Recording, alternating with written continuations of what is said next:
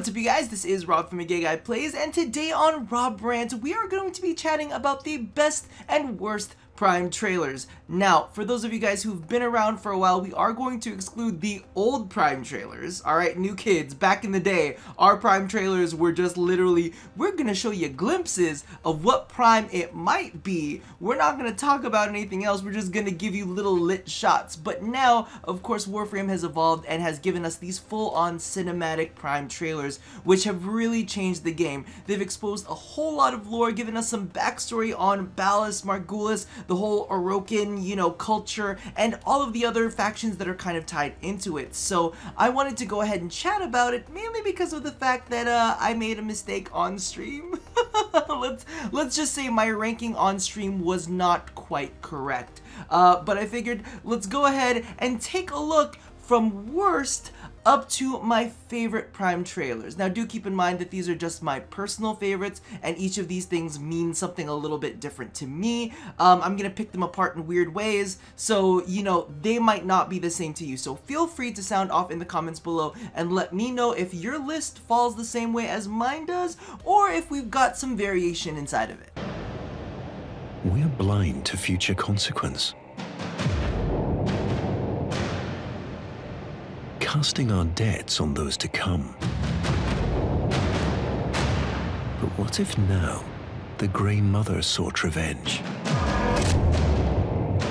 Now, at number 6 comes the Oberon Prime trailer, and to be honest, the big thing behind this one is it just feels like Ballas was saying a bunch of weird random shit that really didn't connect with the history or lore. He basically stated that the Orokin didn't really have much forethought for the future, and that Earth might seek out its revenge, and it would rebuild itself using the remains of the enemies that they crushed with Oberon? Like, I don't quite get it, because I feel like he was talking to the Orokin, saying, hey, listen, y'all, we need to, like, plan more for the future, because legitimately, if we don't, the Earth might strike back, but I'm gonna create the weapon that strikes back from Earth. Are you talking to the Grineer? Are you talking to the Orokin? It doesn't really make all too much sense, but we did get to see the future of Oberon and his, plants, which definitely made me happy. However, all in all, it just felt like he was saying, hey, listen, we need to take care of the planet, or the planet is gonna strike back and it's gonna build, you know, its future off of our blood and bones. And I'm like, okay. Your graces, we who are beyond death, have forgotten the simple power of fear.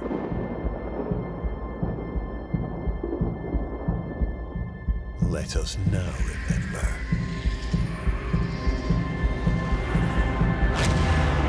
So coming in at number 5 is the Necros Prime trailer, and I'll be honest with you, I really like the visuals in this. All of the other Prime trailers seem to be set in open areas, you know, kind of like on Earth or on Europa bases, but literally this was kind of set inside a Grineer asteroid, so it felt very claustrophobic, which I really honestly think went well with the fear theme. So basically what Ballas was saying is, hey, y'all Orokin, you guys don't know what fear is because y'all have continuity and you don't really know about death. But let me tell you right now, this guy over here, it feels like he was like a greasy car salesman trying to make a pitch. He was like, nah, but really, fear is scary. And I was like, why are you trying to pitch Necros Prime, who is made to make enemies be afraid? Why are you trying to pitch fear to people who don't know fear? Because you're creating Necros Prime to instill fear in shit that already has fear. So why are you, like, you don't need to convince the Orokin about fear, because the fear already exists in the people that you're using Necros for. So I don't know, I just felt like it was kind of a little bit disjointed, like he didn't really know who he was talking to when he had this audience. Because I'm gonna be honest, with a lot of these Prime trailers, it definitely feels like Ballas is talking to an Orokin audience, and he's like presenting his new creation. And I'm like, here is this thing that people who are already afraid will be afraid of. Like, I don't know why you needed to make that speech. It's kind of like we already know that all of the rest of the factions are not immortal, so they can be afraid. It's just weird. Our demons of Voidwomb must be different. Unusual. Singular. Crafted without cast. Wrought of the finest ore. Slender and queer. Coming in at number 4 is the Banshee Prime trailer. Now, it kind of hurts for me to say because I really did like the Banshee Prime trailer a lot. Like, there's some historical context there, but as compared to the other ones that we're going to talk about next, I felt like it was a little bit lacking. However, basically what happened at its core is that Valis was talking shit about the Grineer. He was like making them out of sludge pits and stuff and like cobbling together these weird, gross looking clones. And he was saying they're basically copy and paste trash. He's like, we don't need this. We need unique troops to represent these demons of Void Womb. And I was like, that is so poetic for him to say. He was saying, we need to build these guys out of ore. They can't have their own caste. They need to be different and unique. They can't feel like an average soldier. They need to feel almost like a myth. And it felt like it was his initial pitch for Warframes. It was like he was talking to this big audience and saying, you guys, we're building crap. Let's build something amazing utilizing these demons of Void Womb, utilizing the Tenno. Like, these aren't our average soldiers, so let's make them armor that is not average. Let's give them something unique and different and something that's on a whole nother level. And it felt really, really cool. It was like, wow, it's like his initial vision for the Warframes was out there. He was like, this is why they're so beautiful. This is why they're so ornate. This is why the primes are just glorious to look at. And that's why, you know, we gotta pay so much for prime access and all that shit. But legitimately, it felt really good for him to say that. And when he ended it off with, it can't be like, it's gotta be like a myth, like a spirit. And then, you know, he like said Banshee, and I was like, woo, the chills. It was a fantastic one. However, not quite as good as the next ones we're gonna see. These industrialists have gorged on the harvest of our long war. Their mine drones, their mechanizations, toil in foundries remote. For what purpose? Alrighty, so number 2 and number 3 were really, really hard for me to decide which one I liked better, but as you can probably tell on the screen, we are taking a look at the Vauban Prime trailer. Now, this one I really, really loved because there's some historical context going on, there's the purpose of a frame, which I absolutely love, and also some personal shit that we'll talk about at the end. But starting with the historical context, it was really, really interesting because they mentioned the Long War, and they mentioned the fact that the Corpus were making profits out of it, and that their greed was kind of like driving them to create things, you know, on the side. It's like they got their side gig going on, and they're like, this profit is slowly becoming more and more important to the Corpus. And interestingly enough, it's one of those things that the Corpus never really outright backstabbed the Orokin, and I mean, you can even hear it from, I think it's voice lines from Alid V, where he refers to us as the betrayers. Almost kind of like the Corpus were on the Orokin side. We also know that the Corpus kind of worshipped like the Orokin machinery, and that's probably why they started creating their own drones to kind of have their own effect. So the Orokin caught them out, and they're like, we see what you're doing here, so we're gonna make a Warframe to spy on your ass. And that is where Vauban Prime came in to catch them in their snares, you know? And it was really, really fascinating because this was one of the 2 frames that were described to be created for a purpose. I know that with Banshees, it was, you know, just kind of the general creation of Warframes, but this one was like specifically, hey, yo, Vauban, you're gonna spy on the Corpus. Now, the most interesting part for me for this whole kind of like trailer was the opening lines that says, lust was my sin, but greed is the blight that weakens our steel. Now, to me, why did you need to put lust was my sin in there? You could have just started with greed is the blight that weakens our steel. Like, it's almost like this pitch was Ballas trying to redeem himself. Almost like, you know, some shit happened, you know, with Margulis and all of that, and he was like, lust was my sin, but let me put your eyes on something that's a bigger deal. Right? As if he's trying to kind of like shift the focus off of what he did wrong onto his new project. He was like, check this out though. These guys are like, you know, running the side business, and now I got a friend for you. And I found that absolutely like really kind of gave some insight onto the personal aspect of what was going on with Ballas when he created Vauban, or just during that time frame, and that definitely resonated with me, and why it's kind of like got that extra touch and put it above the Banshee Prime trailer. They burn with our lost desires, lost instincts. Tenno tamed, but only just.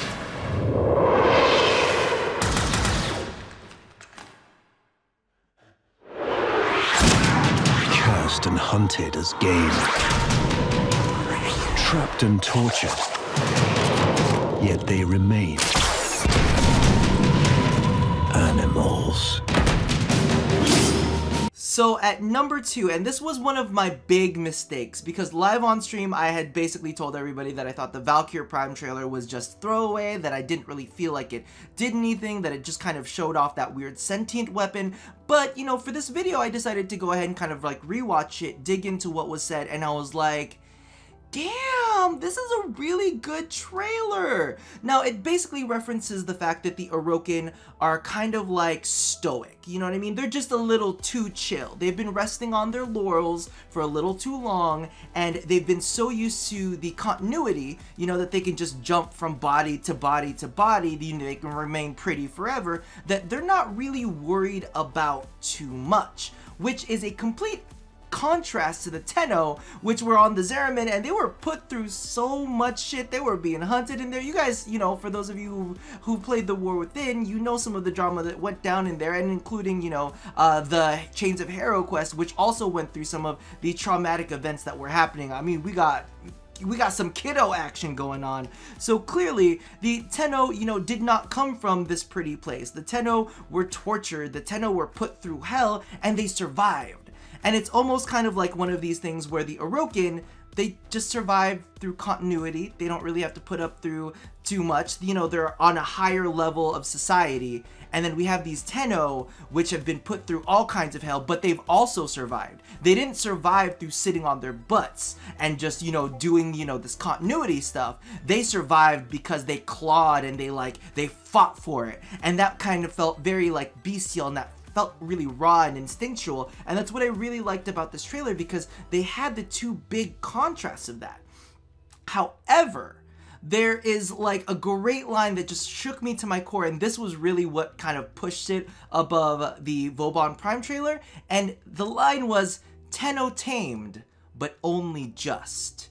It's kind of like saying that, you know, the Tenno, they made them socialize, they socialized the Tenno, or they made the Tenno civilized, but there's a little spark in the Tenno. And it's almost like, you know, it's almost foreshadowing that the Tenno were going to turn on the Orokin. There's like, yeah, they're just tamed, just by a little bit. And that little spark is what ends up giving the Tenno the drive to say, no, fuck y'all, we're gonna murder y'all. And I was just like, oh my god, this is crazy. But the most interesting part to the trailer for me was the fact, and I'm not sure why they didn't do it. I'm not sure if, you know, it's me reading too much into it, but he never says the name Valkyr. In all of the other trailers, every single one of the other trailers, Ballas has said the name of the Prime. In this case, he just said, this is why they're gonna destroy us all. And, you know, maybe that's a great kind of keying for it, but a part of me almost thought at the same time, what if he didn't say the name Valkyr, because that wasn't the Prime's original name? As we know in the market, you know, there's a deluxe skin for Valkyr, which is the Gersemi skin. And I actually decided to kind of look into it. So as we know, Valkyr is derived from the word Valkyrie, which is from Norse mythology. Now, in Norse mythology, Gersemi also means something. Gersemi was actually the daughter of the love and war goddess, which was the queen of the Valkyries. So Gersemi actually means treasure or riches, and is commonly used to describe something precious or lovely. And it almost kind of made me think in my head that Gersemi was probably the original name for Valkyr, and then after she was tampered with and tested on from the corpus, she earned a new name.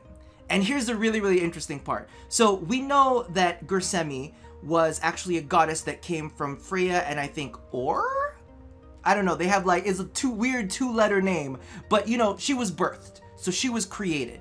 But as I started doing some research on Valkyries, there is no like canon beginning from where Valkyries came from. Valkyries were always there, and it's almost kind of like inferring that Valkyr was always there. It was just bubbling underneath the surface of this precious, pristine treasure, right? So we have Gersemi, who is the treasure, and then all of a sudden, you know, the Corpus came in, and the Corpus like fucking opened her up and shit and started testing on her, and they released the Valkyrie. They released Valkyr because the Valkyrie always existed. You know, there were stories about people becoming Valkyries, but even before the birth of like Odin and all of those gods had history and how they came to be. But the Valkyries, they were always there.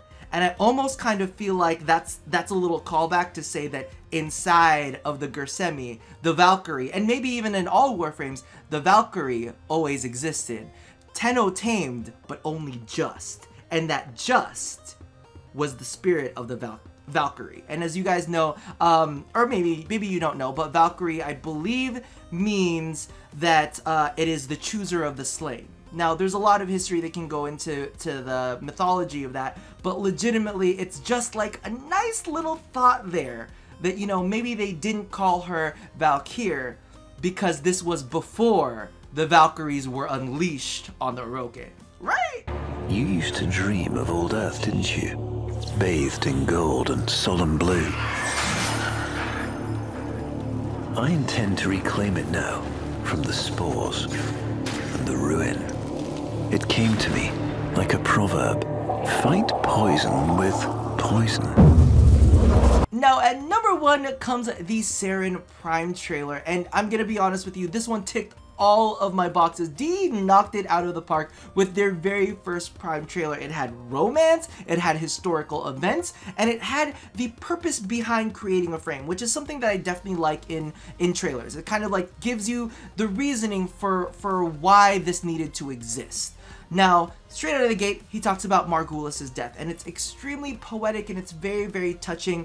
It's like he created Sarin as this love letter for Margulis. He talks about how the earth has kind of like fallen and deteriorated, and now there's like infested on it, and he wants to take back Earth with Sarin. So it's kind of like he created Sarin partially out of love for Margulis, but also to be a warrior to take back something that she had lost. You know, she wanted to see the earth as this beautiful, wonderful place, and he was like, boo!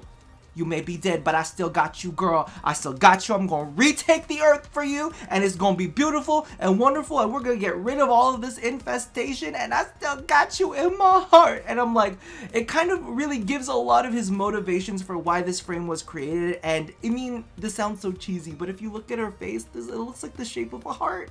I'm like, oh, he literally put a heart on her face. I love it. And it almost makes me wonder if there's some ties to why Sarin is so curvilicious and why she's so thick.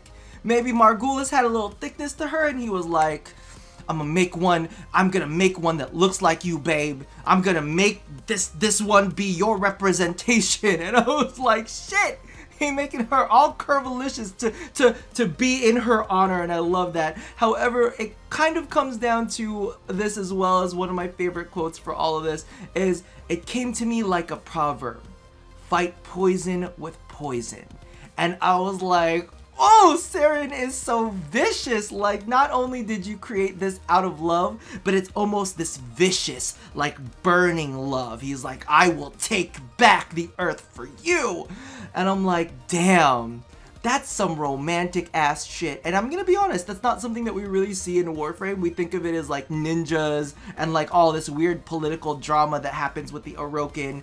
But this almost, I know it sounds weird, but it almost kind of humanizes his intentions, and that definitely resonated with me because he's like very passionate about the creation of the Warframes. He's very passionate about Margulis. You know, he referred to lust was my sin in the Vauban Prime trailer, so it kind of like shows that he's this individual that really had this attachment, and he went all the way with the Sarin Prime trailer, and that is definitely why it is my favorite of the bunch. Okay, so those are just my opinions on all of the Prime trailers, and of course, we've got the Hydroid Prime trailer, which I'm assuming is going to be released later today, so I definitely want to take a look at what's going on with that and all of the interesting things that happened there. But I want you guys to go ahead and let me know what order you put the trailers in, like which is your least favorite to which is your most favorite, and let me know why. Or if you don't want to go through all of those hoops, just let me know what's your favorite or what's your least favorite. Sound off in the comments below. And I'm gonna leave it right there. So as always, love somebody, hurt nobody, and touch yo body. I will chat with you guys next time. Bye-bye.